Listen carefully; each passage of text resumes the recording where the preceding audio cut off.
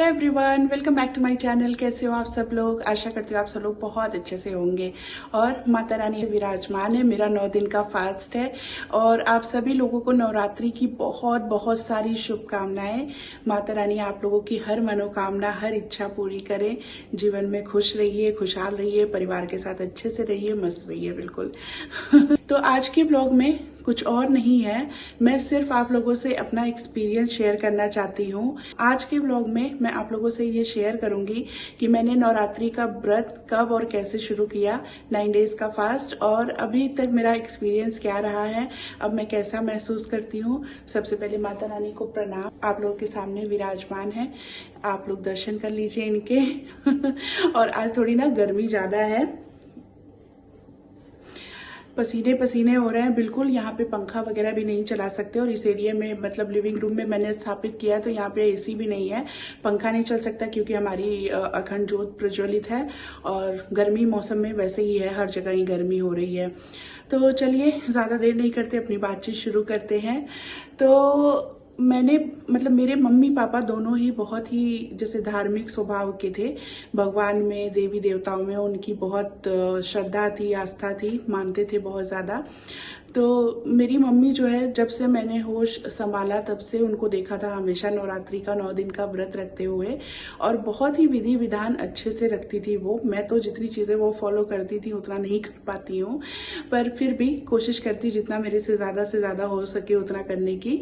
पर उनका ज़्यादा स्ट्रिक्ट होता था व्रत, बहुत सारी चीज़ें फॉलो करती थी वो। तो खैर, उनको जब से मैंने होश संभाला था तब से हमेशा देखा था व्रत करते हुए। पर मुझे अभी बहुत ज़्यादा टाइम नहीं हुआ है व्रत करते हुए। मुझे लगता है मैंने 2022 में शुरू किया था, तो 22, 23, 24 और ये 25 मतलब मेरा ये चौथा साल है अभी व्रत का। और 4 सालों में ही मेरा एक्सपीरियंस इतना अच्छा रहा है और मैं इतना अच्छा महसूस करती हूँ कि मतलब अगर मैं चाहूँ भी तो उसको शब्दों में नहीं बता सकती हूँ, पर फिर भी थोड़ा बहुत जैसे भी होगा शेयर करने की कोशिश करूँगी आप लोगों से। तो उससे पहले क्या हुआ था कि मेरी मम्मी जो है अब इस दुनिया में नहीं है, 2020 में ही वो हमें छोड़ के जा चुकी हैं। जो हमारा कोविड के टाइम पे जो पहला लॉकडाउन लगा था मार्च के महीने में, उसी वक्त लॉकडाउन से पहले ही, कोविड से पहले ही उनकी तबीयत खराब हो गई थी और वो हॉस्पिटलाइज थी। उस वक्त मैं उनके साथ हॉस्पिटल में ही थी। और मम्मी ने हमेशा माता रानी की इतनी पूजा अर्चना की थी, हमेशा नवरात्रों का 9 दिन का व्रत रहती थी, बहुत विधि विधान से पूजा करती थी। और जब वो लास्ट टाइम हॉस्पिटलाइज हुई तो भाई हम लोग उनको हॉस्पिटल में लेके थे, उनका ट्रीटमेंट करा रहे थे। पर हमेशा जैसे उनको अंदर से एक एहसास था इस बात का कि अब मेरा वक्त आ गया है और मुझे अब मतलब आगे की यात्रा की तैयारी वो मन ही मन करने लगी थी अपने। और हम लोगों से कहती भी थी कि मेरा इलाज मत कराओ, मुझे घर ले चलो। हालांकि मेरी मम्मी जो थी वो बहुत स्वस्थ थी, मतलब ऐसा नहीं कि उनको कभी कोई बहुत ज़्यादा बीमारी या कुछ भी हुआ हो। मेरे ख्याल से जहाँ तक मुझे याद है, अगर मैं कहीं भी कुछ भी मिस आउट नहीं कर रही हूँ, तो मुझे जहाँ तक याद है कि मैंने उनको ज़िंदगी में कभी भी हॉस्पिटलाइज होते हुए या 1-2 दिन के लिए भी कभी हॉस्पिटल में रहते हुए नहीं देखा था। हमेशा वो जैसे होता है नॉर्मल सर्दी जुकाम बुखार हो गया तो ये सब चीज़ें तो लगी रहती हैं, पर वो कभी भी लंबा बीमार नहीं पड़ी थी कि उनको हॉस्पिटल में एडमिट करने की ज़रूरत पड़ी हो या किसी लंबे ट्रीटमेंट की ज़रूरत पड़ी हो। हाँ, बीपी की प्रॉब्लम थी उनको, जब से पापा की डेथ हुई थी तो पापा के जाने के बाद वो थोड़ा सा परेशान रहने लगी थी। सारी चीज़ें इंसान सोचता है, जीवन साथी का जाना बहुत बड़ा लॉस होता है। तो तब से उनको हाई बीपी की प्रॉब्लम हो गई थी, तो उसकी मेडिसिन वो लेती थी, पर उसके अलावा उनको बहुत ज़्यादा कोई खास दिक्कत नहीं थी। पर आखिरी बार जब वो हॉस्पिटलाइज हुई तो वो हॉस्पिटल से ही गुजर गई, घर जाने का उनको वापस मौका नहीं मिला। वो पूरे टाइम हम लोग को बोलती भी रही कि मुझे घर ले चलो, मेरा माता रानी का बुलावा आ गया है, देवी माता मुझे लेके जाएंगी, तुम लोग मुझे घर ले चलो, मेरे ऊपर पैसे मत बर्बाद करो, मेरा ट्रीटमेंट मत कराओ, ये सारी चीज़ें वो कहती थी। पर हम लोग को लगता था कि यार ये ऐसे ही मम्मी बोल रही हैं, और बिल्कुल पॉजिटिव थे कि नहीं ठीक हो जाएंगी। तो हम लोग कहते थे कि मम्मी नवरात्रि शुरू होने वाली हैं, नवरात्रों से पहले पहले आप ठीक होके घर चलिए, फिर मतलब अच्छे से माता रानी की स्थापना करेंगे, पूजा पाठ करेंगे। तो ये सारी चीज़ें मैं बोलती थी उनको हॉस्पिटल में, ताकि उनको थोड़ा मोटिवेशन मिले और ठीक होने की कोशिश करें वो। पर 25 तारीख को उस साल 2020 में 25 तारीख को अप्रैल में नवरात्रि शुरू हुई, और 27 को मम्मी मेरी इस दुनिया से चली गई। जब 25 तारीख को नवरात्रि शुरू हुई तो मैंने उनको जाके बताया कि मम्मी यहाँ से नवरात्रि शुरू हो गई हैं और माता रानी से मनाइए कि जल्दी जल्दी से आपको ठीक करे और हम घर चलें यहाँ से। तो मम्मी कहती है कि नहीं, अब माता रानी ठीक ना करे, अब माता रानी साथ ले चले, मेरा वक्त पूरा हो गया है, ऐसे बोला उन्होंने मुझे।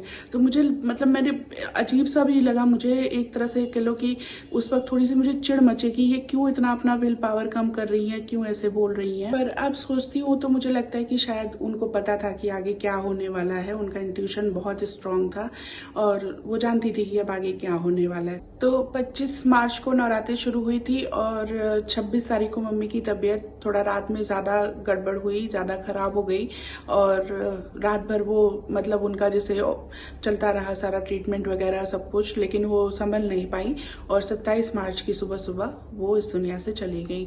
तो अब क्या ही कहें, देखिए जाना तो सबने, एक दिन हम भी आए हैं, हमें भी जाना है, पर माँ बाप का जाना ना बहुत बहुत तकलीफ देह होता है और आपके सर के ऊपर से ना आसमान लेके चले जाते हैं माँ बाप। तो खैर मम्मी हमेशा 9 दिन का व्रत रहती थी और मुझे कहाँ से प्रेरणा मिली, तो मैं यही कहूँगी कि मुझे मेरी माँ से ही प्रेरणा मिली 9 दिन का व्रत रखने का। उसके बाद मैं हमेशा जैसे सोचती थी, पहले तो मुझे भाई जब आप ग्रीफ में होते ना और जब बहुत अंदर से दुखी होते तो चीज़ें सोच नहीं पाते हो, तो उस वक्त तो मुझे लगा कि मतलब माता रानी ने क्या ही किया है। और हमेशा मम्मी इतना पूजा पाठ करती थी, इतना मन से नवरात्रि रखती थी, इतना विधि विधान से सब कुछ करती थी और माता रानी उनकी ज़िंदगी उन्हीं नवरात्रों में उनकी ज़िंदगी ख़त्म हो गई। तो मुझे ऐसा लगा कि जैसे देवी माता से ना मेरे सामने विराजमान है। मैं ये कहूँगी जैसे मुझे बिट्रेयल सा लगा, मुझे ऐसा लगा कि नहीं ये सब चीज़ें गलत है। माता रानी की इतनी पूजा की थी तो माता रानी को उनको ठीक करना था, उनको लेके नहीं जाना था साथ में। तो बहुत टाइम तक मैं नाराज़ भी रही, सब कुछ रहा। मैं एक बार मन में आया भी कि अब पूजा पाठ सब कुछ छोड़ देना चाहिए, क्योंकि मेरे पापा भी बहुत स्पिरिचुअल थे, बहुत ज़्यादा पूजा पाठ करते थे, लेकिन बहुत कम उम्र में वो भी चले गए। और कम उम्र मतलब अपने 60s में गए। पर यही था कि मतलब हम लोग नहीं सोचते ना कि इतनी जल्दी पेरेंट्स चले जाएं। और मेरी एज काफ़ी कम थी उस वक्त, 24 ईयर्स की थी मैं उस वक्त, 24 साल की थी जब मेरे पापा चले गए थे। तो मेरे लिए तो बहुत मतलब बड़ा झटका था। और उसके बाद फिर 34 ईयर मतलब एग्जैक्टली 10 साल बाद मेरी मम्मी गई। तो बहुत इतना मतलब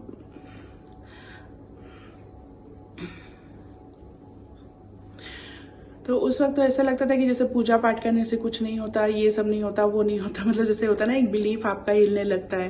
पर फिर उसके बाद जब थोड़ा थोड़ा दिमाग शांत हुआ, सारी चीज़ें मैं सोचना शुरू हुई, तो फिर मुझे उनकी बातें याद आती थी जो हॉस्पिटल में करती थी। और उनको मतलब एक बहुत स्ट्रांग बिलीव था कि माता रानी आएंगी और उनको लेके जाएंगी जैसे ही नवरात्रि शुरू होंगी। तो मतलब उस बिलीफ की क्या वजह थी उनको, या तो भाई उनका उतना उनसे अटैचमेंट था, उनको इतना स्ट्रॉन्ग इंट्यूशन था, कैसे था वो सारी चीज़ें। तो उनकी पूजा पाठ से ही संभव था वो सारी चीज़ें। मतलब मैं जो कहना चाह रही हूँ मैं शायद एक्सप्लेन नहीं कर पा रही उस चीज़ को, पर मुझे अंदर तक बहुत छू गई वो सारी बातें। और फिर धीरे धीरे वापस करके मैंने फिर से अपने आप को पूजा पाठ की तरफ लाना शुरू किया। और जितना मेरी मम्मी जो थी ना, बहुत उनका बिहेवियर बहुत सेटल था, मतलब वो बहुत जल्दी किसी पे गुस्सा नहीं होती थी, बहुत जल्दी वो किसी के बारे में बुरा नहीं सोचती थी, या मतलब वो जैसे होता ना कि पल पल में इंसान का स्वभाव बदल जाता है, तो वैसा स्वभाव नहीं था। बहुत ज़्यादा वो गंभीर स्वभाव की थी और जल्दी से उनको किसी भी चीज़ की तरफ मोड़ना या मैनिपुलेट करना या किसी भी चीज़ के बारे में बहुत जल्दी राय नहीं बनाती थी। बहुत सोच समझ के कुछ भी बोलती थी और बहुत सोच समझ के ही अपनी कोई राय बनाती थी। तो मुझे, और मैं थोड़ा सा इम्पल्सिव हूँ, मेरी मम्मी का मुझसे हमेशा यही शिकायत रही कि खुद वो इतनी गंभीर स्वभाव की थी और मेरा थोड़ा सा इम्पल्सिव नेचर है। मैं बहुत जल्दी किसी भी चीज़ के बारे में कुछ भी सोच लेती हूँ, कर लेती हूँ, ज़्यादा सोचती नहीं हूँ बहुत चीज़ों के बारे में। तो करने के बाद जब चीज़ें गलत हो जाती तब ऑब्वियसली बैठ के मैं बहुत ज़्यादा ओवर थिंकिंग करती हूँ, पर उस वक्त नहीं सोचती हूँ। तो ये सारी चीज़ें ना मम्मी मुझे बहुत डांटती थी जब तक थी, बहुत हमेशा समझाती रहती थी कि ये चीज़ ऐसे नहीं होनी चाहिए, वैसे नहीं होनी चाहिए, तुम्हें सोचना चाहिए ज़्यादा चीज़ों के बारे में पहले सिचुएशन को इवैल्यूएट करा करो, ये किया करो, करे करो, सारी चीज़ें वो समझाती थी। तो मुझे लगता है कि मम्मी का जो स्वभाव में स्थिरता थी ना, वो सारी उनकी जो पूजा पाठ और उनका जो जैसा स्वभाव था, साधना, और जो इतना उनके अंदर स्पिरिचुअलिटी थी, उसकी वजह से ही था। तो मैं भी चाहती हूँ कि मेरे अंदर वो चीज़ें अब आएँ। अब मम्मी नहीं है तब तो मैं उनसे लड़ती थी कि नहीं तो मैं तो ऐसी ही हूँ, मैं ऐसी ही रहूँगी, हर किसी का अलग अलग नेचर होता है, आप जैसा चाहोगे वैसे थोड़ी बन जाएंगी, ये वो मैं सब कुछ उनसे बोलती थी। पर अब जब नहीं है ना, तो मैं वो चीज़ें बहुत मिस करती हूँ, और मुझे लगता है कि नहीं, जो कहती थी ठीक ही कहती थी, और कुछ मतलब ना 100% हो पाऊँ, पर कुछ परसेंटेज वो मेरे अंदर आए तो बहुत अच्छी बात होगी। तो धीरे धीरे करके पूजा पाठ की तरफ ध्यान लगना शुरू हुआ, और 2020 मार्च में मेरी मम्मी गई, और 2022 मार्च में ही मैंने नवरात्रि का व्रत रखना शुरू किया। तो पहला पहला जो व्रत था वो तो बस रख लिया था मैंने, ऐसे सोचा कि इतने इस साल से मैं शुरू करती हूँ, मैं भी रख लूँगी। कुछ सोचा नहीं था, कुछ समझा नहीं था क्या होगा क्या नहीं होगा, कैसा लगेगा मुझे, कैसा महसूस होगा, कुछ भी नहीं सोचा था। पर धीरे धीरे व्रत करते करते ना अच्छा लगने लगा, और अब इन 4 सालों में तो बहुत ही अच्छा लगता है। शुरू का एक दिन देखो, जो भी व्रत रहता है उसको पता है, हम लोग के यहाँ बहुत सिंपल फूड खाया जाता है, मतलब ज़्यादातर फ्रूट या आलू, इन्हीं सब चीज़ों से बनी हुई चीज़ें खाते हैं। दूध दही ले लिया, दूध मुझे बहुत ज़्यादा सही से डाइजेस्ट नहीं होता, सूट नहीं करता, तो मैं दूध की चीज़ें लेती नहीं हूँ। दही खा लिया तो खा लिया, तो बहुत मतलब चीज़ें नहीं होती, बहुत चीज़ों से कट आउट हो जाता है, बहुत सात्विक खाना हो जाता है। तो धीरे धीरे ना आपको थोड़ा सा लगेगा कि पहले या दूसरे दिन आपको लगेगा कि यार कुछ मिस आउट हो रहा है, थोड़ा एनर्जी कम लगेगी, थोड़ा शरीर जैसे ड्रेन सा लगेगा, थकान सा लगेगा, कुछ करने का मन नहीं करेगा। ऐसा होता है पहले और दूसरे दिन में, लेकिन तीसरे चौथे दिन से ना जो फुल एनर्जी महसूस होती है उसका कोई कंपैरिजन नहीं है। जैसे आप मुझे आज देख लो, आज मैं चौथे दिन में हूँ व्रत के, और कहीं से भी आपको नहीं लग रहा होगा कि मैं व्रत में हूँ। तो आज अभी तो मुझसे मतलब चाहे आप कितना भी पैदल चलवा लो, कुछ भी कर लो, मुझे कोई फर्क नहीं पड़ रहा है कि कितनी चीजें मैंने इस वक्त खानी बंद कर रखी हुई हैं। तो मुझे ऐसा कुछ नहीं लग रहा है कि मेरे अंदर एनर्जी की कमी है, बल्कि रोज जो आम दिन होते हैं उनसे ज्यादा ही महसूस हो रही है। तो ये कुछ है व्रत की कहानी और पूजा पाठ की कहानी। तो मेरे लिए नवरात्रि की जो प्रेरणा है वो मेरी मम्मी है, और ऑफ कोर्स माता रानी है। इन्होंने अपनी तरफ खींचा, इनका बहुत बहुत धन्यवाद। और वही होता है कि जब तक प्रेरणा ना हो तब तक भक्ति नहीं होती है। तो अभी भी मैं ये नहीं कहूँगी कि मैं बहुत स्पिरिचुअल हो गई हूँ, बहुत मतलब कुछ मैंने अचीव कर लिया, कुछ भी नहीं किया हुआ है। बहुत ज़्यादा चीज़ें पता भी नहीं है मुझे, मेरे से जितना हो पाता है, जितना नॉलेज है उसके हिसाब से मैं करती हूँ। पर ऐसा नहीं है कि बहुत ज़्यादा मुझे कुछ ज्ञान है या मेरा कोई गुरु है जिन्होंने मुझे गाइड किया है। आने वाले टाइम में बहुत सारी चीज़ें सोचती हूँ कि क्या मतलब कुछ स्पिरिचुअलिटी की तरफ ऐसे करना है वैसे करना है, पर अभी सब कुछ सोच ही है। अब माता रानी उसको कब धरातल पर लाएंगी, कब वो सारी चीजें एक्चुअल में होंगी मुझे नहीं पता। इन्होंने जब करवाना होगा तभी करवाएंगी। तो बस फिलहाल अब यही है कि माँ बाप नहीं रहे इस दुनिया में तो माता पिता यही हैं, यही इन्हीं से सब कुछ कहना है, इन्हीं से सब कुछ सुनना है, और इन्हीं की प्रेरणा से सब कुछ करना है। तो फिलहाल तो 4 साल हो गए व्रत रहते हुए, पर अगर आप पूछेंगे कि मैंने कब तक के लिए सोचा ये व्रत रखने का, तो मैंने ऐसा कुछ भी नहीं सोचा है। मेरा लाइफ में जब तक मुझसे हो पाएगा, जब तक स्वास्थ्य साथ देगा, जब तक माता रानी की इच्छा होगी, तब तक मैं करती रहूंगी। मेरा कोई ऐसा सेट टाइम पीरियड नहीं है। जैसे एक मन्नत टाइप का होता है ना कि कोई लोग 5 साल के लिए, कोई लोग 7 साल के लिए ऐसे मान लेते हैं कि 5 साल व्रत करेंगे या 7 साल व्रत करेंगे। तो मेरा वैसा कुछ मन्नत नहीं है। लाइफ लॉन्ग जब तक मेरे से हो पाएगा तब तक मैं अपनी तरफ से करूंगी, जब तक इनकी प्रेरणा रहेगी, जब तक इनको अपनी भक्ति में मुझे रखना है तब तक रखेंगी। और मैं तो यही प्रार्थना है कि सारी जिंदगी रखें। बाकी भगवान भी पात्र अपने आप चुनते हैं ना, जिसकी जैसी क्या कहेंगे पात्रता होती है उतना ही उसको देते हैं। तो बस अपनी पात्रता बनाए रखने की कोशिश अपनी तरफ से करूंगी, बाकी इनकी इच्छा।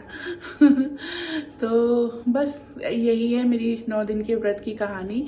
और इस टाइम ना बहुत क्या कहेंगे, आम दिनों में भी देखिए, आप जो पूजा पाठ करते हैं उनको पता है, आम दिनों में भी आप कनेक्टेड फील करते हैं जब आप बैठते हैं पूजा करने के लिए। चाहे आप 10 मिनट के लिए बैठे, चाहे 15 मिनट के लिए बैठे, पर जब शांति से हर बाकी सारे विचार छोड़कर जब आप भगवान की तरफ अपना ध्यान लगाते हैं तो आपको आपको मन की शांति बहुत मिलती है। और ये जो 9 दिन होता है ना, इसमें बहुत बहुत ज़्यादा कनेक्शन फील होता है और बहुत अंदर से अच्छा महसूस होता है।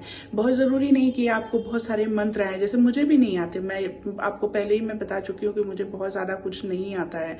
बहुत सारे ऐसे नहीं कि बहुत सारे मंत्र आते हों या मैं कोई बहुत जप करती हूँ, बहुत बड़ी साधना कोई करती हूँ, कुछ भी नहीं आता है, मूर्ख प्राणी हूँ मैं। पर जब मैं यहाँ शांति से आके अपनी चौकी के सामने, इनकी चौकी के सामने ऐसे बैठती हूँ ना और हाथ जोड़कर बस प्रार्थना करती हूँ कि माता रानी, मतलब जो भी कर रही हूँ उसको स्वीकार करिएगा, जो कोई गलती हो तो उसको माफ़ करिएगा करके मैं शुरू करती हूँ ना, तो बहुत अच्छा कनेक्शन फील होता है मेरे, जैसे मेरे मन को, मेरे दिमाग को बहुत शांति मिलती है। तो अगर आप लोग भी रखना चाहें, व्रत ना भी रखें, अगर आप थोड़ा सा पूजा पाठ करना शुरू करें, थोड़ा सा कनेक्ट होना शुरू करें डिवाइन से, तो आई एम श्योर आप लोगों को भी बहुत अच्छा महसूस होगा। तो बस ये रही व्रत की कहानी, कैसे शुरू किया, धीरे धीरे देखते हैं लाइफ आगे क्या क्या चीज़ें दिखाती है। करना तो बहुत कुछ चाहती हूँ, पर कैसे उन चीज़ों का रास्ता बनेगा, कैसे कर पाऊंगी वो अभी पता नहीं है। जो भी होगा आगे डेवलपमेंट आप लोग को पता ही चलेगा। तो चलिए, बहुत सारी बातें हो गई, बहुत सारी चीज़ें आप लोगों से डिस्कस कर ली। आज के ब्लॉग को यहीं पे ख़त्म करती हूँ। अच्छा लगा हो तो मेरे चैनल को सब्सक्राइब करिएगा, वीडियो को लाइक एंड शेयर भी करिएगा। फिर मिलूंगी नेक्स्ट ब्लॉग में, तब तक के लिए जय माता दी। माता रानी आप लोगों पे कृपा बनाए रखे, सभी मनोकामनाएं पूरी करें। Bye bye.